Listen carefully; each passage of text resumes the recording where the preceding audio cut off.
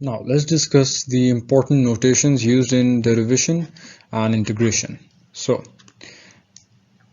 in this context, delta x is exactly equal to dx.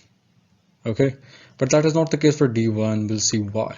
So as you know that dy by dx is equal to f prime of x. So if you take this dx to the other side, this is what you get. Dy is equal to f prime of x dx. Now dy is approximately equal to delta y, but is not exactly equal. So as you know that f of x plus delta x is equal to f of x plus delta y.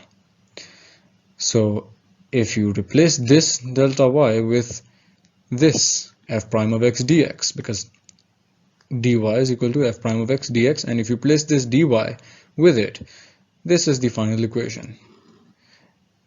F of x plus delta x is approximately equal to f of x plus f prime of x dx. This is the symbol used for approximation. And these are just the important notations, and we'll move on.